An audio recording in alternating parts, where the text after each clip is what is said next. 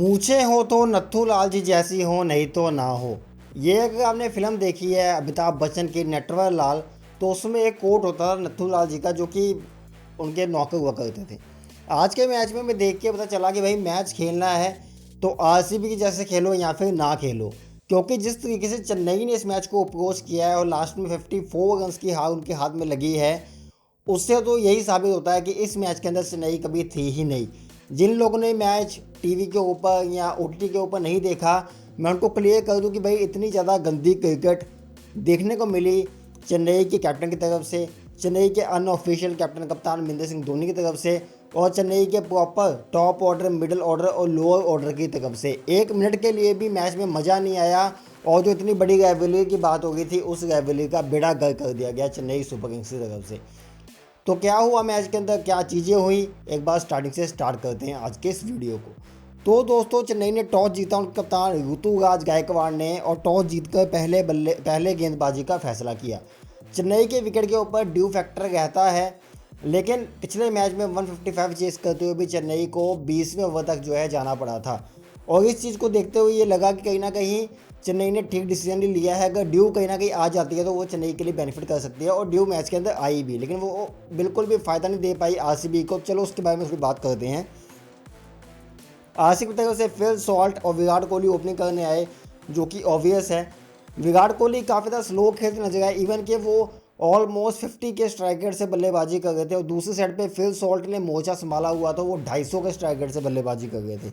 जो भी गेंदबाज आया उसकी प्रॉपर शामत आई, और उसने और फिल सॉल्ट ने प्रॉपर खबर ली पत गए गेंदबाज की। फिल सॉल्ट जब आउट होते हैं तो उसमें 5 ओवर में 45 रन बन चुके थे चेन्नई के इस धीमी विकेट के ऊपर। उसके बाद आते हैं जी देवदत्त पडिक्कल। उस टाइम पे भी कोहली काफ़ी ज़्यादा स्लो खेलते हैं, लेकिन पडिक्कल 14 गेंदों पे 27 रन लगा देते हैं, 2 चौके और 2 छक्कों की मदद से।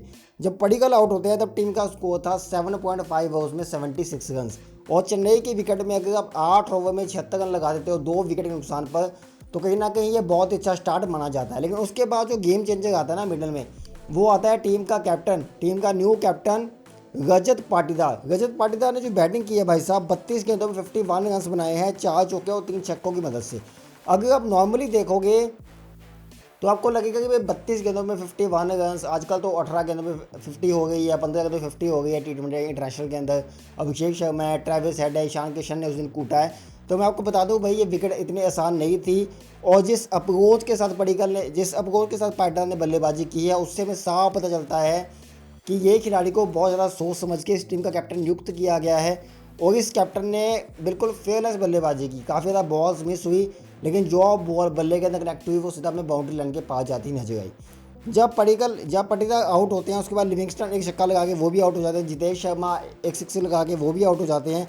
लेकिन जो टिम डाविड ने लास्ट ओवर में 3 छक्के लगाए हैं सैम करन को, वो कहीं ना कहीं इस मैच के काफ़ी ज़्यादा गेम चेंजर गए, क्योंकि एक टाइम पे लग रहा था कि स्कोर 180 के नीचे ही रुक जाएगा, और चेन्नई शायद उस स्कोर को चेज करते हुए काफ़ी ज़्यादा कंफर्टेबल भी होता।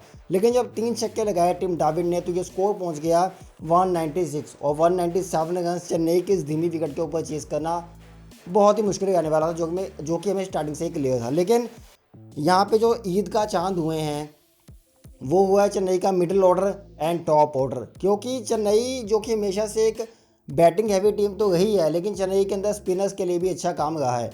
नूर अहमद ने अच्छी गेंदबाजी की, एक बार फिर से उन्होंने जो है 3 विकेट्स लिए 4 ओवर में 36 रन देकर। जडेजा को अच्छी खासी कुटाई लगी, 3 ओवर में 37 रन। रविचंद्रन अश्विन को 2 ओवर में 22 रन से लगे। खलील अहमद ने अच्छी गेंदबाजी की, 4 ओवर में 28 रन, 1 विकेट, और सैम करन ने 3 ओवर में 34 रन उठाए। अब अगर हम इनकी बल्लेबाजी की बात करें तो चेन्नई की जो बैटिंग है काफ़ी ज़्यादा वीक है। मैं स्ट्रेट वे बात कहना चाहूँगा कि बैटिंग बहुत ज़्यादा वीक है, और चेन्नई को इस बैटिंग को फिक्स करना पड़ेगा। वो फिक्स कैसे होगी उसके बारे में हम बात करेंगे। पहले एक बार हम इस स्कोर कार्ड की बात कर लेते हैं। सचिन रविंद्रा 31 गेंद पे 41 रन बनाए 5 चौकों की मदद से। हालांकि थोड़ा सा वो स्लो खेले, पावर प्ले के तेज खेल सकते थे, क्योंकि एंटी अनलेस अगर आप 200 चेस कर गए भाई, तो आपको पावर प्ले में 60 से 70 रन चाहिए, वो भी अगर आप धीमी विकेट बल्लेबाजी कर गए। और कोई ड्यू फैक्टर है तो आप शायद सोच सकते हो कि भाई 10 ओवर में हम 120 चेस कर लेंगे अगर विकेट हाथ में होंगी। लेकिन चेन्नई के इस धीमी विकेट के ऊपर 120 चेस करना खाला जी का वाड़ा तो है नहीं। तो कहीं ना कहीं जिस तरीके से सचिन रविंद्र ने बल्लेबाजी की, अच्छी बल्लेबाजी थी। अगर आपने मैच देखा है, कहीं ना कहीं वो थोड़ा शॉर्ट करके 31 गेंदों में 50, 51, 52 रन बना सकते थे। त्रिपाठी एक बार फिर से फ्लॉप साबित हुए। ऋतुराज गायकवाड़ 4 गेंदों पे 0 रन। आखिरी बार जो मैच हुआ था चेन्नई के अंदर आरसीबी का, वहाँ पे भी 0 पहली बॉल पे आउट हो गए थे। दीपक हुड्डा ने जो बल्लेबाजी की है, दीपक हुड्डा के ऊपर प्रॉपर मैं बात करना चाहूँगा भाई। दीपक हुड्डा ने पावर प्ले के अंदर 9 गेंदें खेली हैं डिफेंस करते हुए। एक जो बाउंड्री लगी है ना, आपको लगा होगा भाई 4 रन से एक बाउंड्री है, वो इनका लेमन कट लगा है, इनसाइड एज लगा है, वो पीछे की बाउंड्री हुई है। इस बंदे ने बल्ला ही नहीं उठाया। मुझे लिटरली बाबर आजम की याद आ गई वर्ल्ड कप में, वो यूएसए वाले मैच में। या तुम पावर प्ले के अंदर बल्लेबाजी करने आए हो, इतने आप एक्सपीरियंस खिलाड़ी हो, इंडिया के लिए आपने 100 किया हुआ है आयरलैंड में जाके, जहाँ पे इतनी स्विमिंग कंडीशंस होती है, और आप भुवनेश्वर कुमार, जॉश हेजलवुड अच्छे बल्ले गेंदबाज हैं, लेकिन आपको पता होना चाहिए कि 9 गेंदें पावर प्ले की, भाई साहब 9 गेंदें पावर प्ले की, इट मीन्स कि ऑलमोस्ट 25% पावर प्ले आपने अकेले ने खेल लिया, इसमें आपने एक भी रन नहीं लगाया। और दीपक हुड्डा की ये इनिंग्स कहीं ना कहीं इस मैच को लेकर डूबी है। मैं आपको बताना चाहता हूँ कि दीपक हुड्डा के 9 गेंदों पे 18-20 रन भी बनाते ना, 15 रन भी बनाते, तो कहीं ना कहीं चेन्नई के 6 ओवर में 50 रन बन जाते। अगर 50 रन बनते तो ये चेन्नई की टीम कहीं ना कहीं अच्छा महसूस करती और अच्छी बल्लेबाजी हो पाती। दीपक हुड्डा ने बिल्कुल ही गंदी बल्लेबाजी की और डिफेंस करते हुए बंदा आउट भी हो गया। ये बंदा ये कहता है कि चलो 8 गेंदें डिफेंस की होगी, 9वीं गेंद पर शॉट लगाने गया, हवा में खड़ी हो गई या बोल्ड हो गया, डिफेंस करते बंदा आउट हो गया। दीपक हुड्डा भाई साहब बहुत मुश्किल है आपका। सैम करन को यहाँ पे भेजा गया 5वें नंबर पे। इसके ऊपर मैं थोड़ी सी बात करना चाहूँगा। देखो चेन्नई की विकेट है, स्पिनर्स आ गए हैं, सुयश शर्मा है उनके पास, कृणाल पंड्या हैं, लिविंगस्टन गेंदबाजी कर रहे हैं। हालांकि कृणाल पंड्या तो काफ़ी बाद में आए थे, एक ही ओवर डाला था और लास्ट ओवर डाला धोनी को उन्होंने।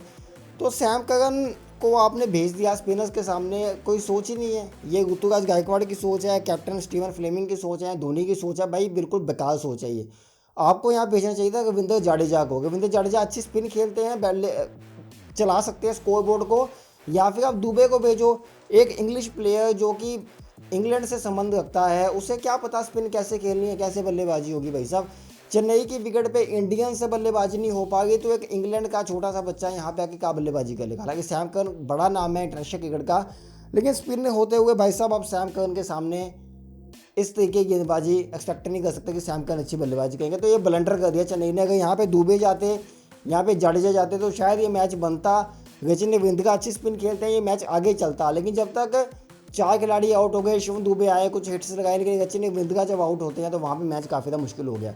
और उसी ओवर के अंदर एक बाउंड्री लगाने के बाद शिवम दुबे भी चलते बने। अब वहाँ पे लिटरली 7 ओवर में 110 रन चाहिए थे, रविंद्र जाडेजा को भेजा गया। उसके बाद भी धोनी बल्लेबाजी करने नहीं आए, रविचंद्रन अश्विन को भेजा गया। धोनी भाई आपका बहुत बड़ा नाम है, बहुत से लोग आपको देखने आते हैं, मैं भी होपफुली आपको देखने जाऊंगा जो चंडीगढ़ के अंदर मैच है। लेकिन मैं देखने जाऊंगा कि आप किस तरीके से खेलते हो। आपने बहुत अच्छा स्टंप किया, एक्सीलेंट स्टंप था, आज के टाइम में भी कोई भी इतना फास्ट स्टंपिंग नहीं करता, लेकिन आप प्योर बल्लेबाज के रूप में खेल गए हो। आप बहुत बड़ा नाम रहे हो इंटरनेशनल क्रिकेट, आज भी आप हो डोमेस्टिक के अंदर। आप रविचंद्रन अश्विन को 7 ओवर में 110 रन चाहिए, आपने किस लिहाज से उनको जाके भेजा है। और रविचंद्रन अश्विन में वहाँ पे जाके 8 गेंदें खेल ली, 11 रन बनाए एक चौकी की मदद से। तो यहाँ तो अश्विन जाके वहाँ पे 6 ट्राई करते आउट हो जाते, वो भी नहीं हुआ। रविंद्र जडेजा अश्विन ने प्रॉपर धीमे धीमे बल्ला चलाया और 5 ओवर में 100 रन चाहिए थे लास्ट में। तो मुझे समझ नहीं आई किस तरह की स्ट्रैटेजी थी। अगर धोनी ने इसी तरीके से खेलना है कि भाई 2 छक्के लगा दो, बच्चे भी खुश हो जाए, तो फ़ायदा नहीं है ना, फिर क्या फ़ायदा है। बाद में धोनी आते हैं, लास्ट ओवर में आकर कृणाल पंड्या को 2 छक्के चौका लगाते हैं, ऑडियंस भी खुश है। मुझे समझ नहीं आई क्या लोग देखने आए हैं। जडेजा ने अच्छी हिटिंग की, लेकिन वही है काफ़ी ज़्यादा डिले हो गया। तो दोस्तों यहाँ पे जो टीम है ये प्रॉपर ब्लंडर मुझे नज़र आ गई है चेन्नई की। पहले मैच के अंदर बल्लेबाजी एक्सपोज हुई, आज भी बल्लेबाजी एक्सपोज हो गई। धोनी भाई 9 नंबर पे अगर आप बल्लेबाजी करने आओगे तो चीज़ें आसान नहीं रहेंगी, क्योंकि आपको ऊपर बल्लेबाजी करने आना पड़ेगा। आपके बल्ले पे अच्छी बॉल लग गई है, मैं समझ सकता हूँ कि आप ज़्यादा बल्लेबाजी नहीं करना चाहते, लेकिन जहाँ पे नीड होगी, आज अगर धोनी ऊपर आते, 7 ओवर में 110 रन चाहिए थे, तो शायद थोड़ी बहुत होप बनती। चेन्नई, अगर आपने 2023 का सीज़न देखा है चेन्नई का, माफ़ कीजिएगा 2022 का सीज़न अगर आपने देखा है चेन्नई का, जिस सीज़न में वो ग्रुप स्टेज से बाहर हो गए थे, उस सीज़न के अंदर क्या हुआ था कि चेन्नई कोई भी मैच ऐसा नहीं था जहाँ पे स्कोर के क्लोज ना पहुँचे। लास्ट में वो 10, 15, 20 रन से मैच हारते थे। लेकिन अगर आप उस मैच की हाईलाइट्स को निकाल के देखोगे तो चेन्नई कभी भी उस मैच को जीतने की राह में था ही नहीं। चेन्नई इस तरीके से खेलता था कि वो कहना कि नेट रन रेट के क्लोज जा पाए और ज़्यादा उन्हें लॉस ना हो। और वही क्रिकेट मुझे आज देखने को मिली इस मैच के अंदर, कि वो यही चाहते थे कि ज़्यादा लॉस ना हो। क्योंकि धोनी की स्ट्रेटजी में हमने ये देखा है कि धोनी ये चाहते हैं कि भाई अगर हम मैच हारने ही वाले हैं तो पहले ही हाथ खड़े कर देते हैं। और हाथ खड़े करने के बाद वो ये चाहते हैं कि ज़्यादा लॉस ना हो नेट रन रेट का, तो हम उसके क्लोज जाएँ। स्ट्रैटेजी अच्छी है, लेकिन भाई साहब जहाँ तक मैच चल रहा है, मॉडर्न डे क्रिकेट है, 7 ओवर में 140 रन भी बन गए हैं आज के टाइम में। तो आप 110 रन, 2 प्योर बल्लेबाज रविंद्र जडेजा, महेंद्र सिंह धोनी अगर अवेलेबल है तो आप चेसिंग के लिए क्यों नहीं जा रहे। अगर आप मानिए कि धोनी आउट हो जाते हैं, जडेजा आउट हो जाते हैं, फिर हम कह सकते हैं कि भाई हाँ गना बॉल खेलो, 50-60 रन से अगर आप हार जाओगे तो कोई बात नहीं है। लेकिन अगर 2 बल्लेबाज मौजूद है, बल्लेबाज डगआउट पे बैठा हुआ है, रविचंद्र अश्विन बल्लेबाजी करने जा रहा है, तो सेंस नहीं बनती इस चीज़ की। एक और बात जो मैंने स्टार्टिंग में आपको बताई कि इस टीम में राहुल त्रिपाठी और जो दीपक हुड्डा है, ये 2 ऐसे खिलाड़ी हैं जिनको जंग लग चुका है। राहुल त्रिपाठी ज़्यादा क्रिकेट खेलने का मौका मिलता नहीं है। इंडिया के लिए मौका मिला था, T20 खेलने का, 2 मैच खेले थे, कुछ परफॉर्म नहीं कर पाए। दीपक हुड्डा ने 100 लगाया था, लेकिन उस बात को अब काफ़ी टाइम हो गया है, 2-2.5 साल हो गए हैं। कहने की बात ये है कि भाई साहब अब सैम करन को इस टीम से बाहर करना पड़ेगा। उनकी जगह डेवन कॉनवे को नंबर 3 पे लेके आना पड़ेगा। राहुल त्रिपाठी को आपने खिलाना नहीं खिलाना मुझे नहीं पता। राहुल त्रिपाठी को खिलाना है तो राहुल त्रिपाठी को आप नंबर 4 पे डालिए, ओपनिंग करवाइए ऋतुराज गायकवाड़ और रजनी रविंद्रा से। 3 number Devon Conway, 4 number Rahul Tripathi अगर ऑर्डर बनता है। दीपक हुड्डा को तो स्टेडियम यहाँ से बाहर का रास्ता दिखाना चाहिए। देन आपको चाहिए विजय शंकर मिडिल ऑर्डर में, ताकि जो सैम करन आपको गेंदबाजी देते हैं, विजय शंकर आपको 1-2 ओवर की गेंदबाजी दे सकते हैं। बल्लेबाजी भी ये इंसान कर सकता है, क्योंकि आपका मिडिल ऑर्डर बहुत ही ज़्यादा ख़त्म है। इस मिडिल ऑर्डर के चलते भाई साहब मैच जितना काफ़ी ज़्यादा मुश्किल है। दीपक हुड्डा पता ही नहीं कहाँ थे, क्या कर गए थे, कुछ नहीं पता किसी को। और डिफेंस करता वो बंदा आउट हो गया T20 के अंदर। दीपक भाई सोचना पड़ेगा इस चीज़ के बारे में। तो भाई साहब एब्सोल्यूट ब्लंडर देखने को मिला हमें चेन्नई के अंदर। जो टीम पिछले 17 एडिशन से नहीं जीत पाई थी चेन्नई में, उन्होंने आज ये कारनामा किया। बड़े बड़े तुगम खाए RCB की तरफ से, लेकिन कोई भी RCB को चेन्नई के अंदर मैच नहीं जिता पाया। और ये काम किया है रजत पाटीदार ने। तो RCB you played well, you deserve the winning moments, and at the end you got win. तो दोस्तों कहने की बात ये है, जो अच्छा खेलेगा उसे अच्छी चीज़ मिलेगी और अच्छी चीज़ की बात भी होगी। जो गंदा खेलेगा उसे गंदा कहा जाएगा। तो आज चेन्नई ने गंदी क्रिकेट खेली है, तो हम खुल के कहेंगे गंदी क्रिकेट खेली है। चेन्नई बाउंस बैक कर सकती है, जी हाँ बिल्कुल कर सकती है। जो भी रेमेडीज़ है वो मैंने आपको बता दी है। आपकी कोई भी राय जो मेरे से नहीं मिलती है, आप मुझे वीडियो के नीचे कमेंट करके बता सकते हो। अगर आप वीडियो यूट्यूब पे देख रहे हो, चैनल को सब्सक्राइब कर सकते हो, वीडियो को लाइक कर सकते हो। फेसबुक वाले भाई लोगों, वीडियो को एक शेयर कर दो, वीडियो काफ़ी दूर तक जा सकती है। मेरी आपसे गुजारिश है, एक शेयर करो ताकि वीडियो ज़्यादा लोग तक पहुँच पाए। और ऐसी ही क्रिकेट अपडेट्स के लिए किकबुक के साथ जुड़ सकते हो।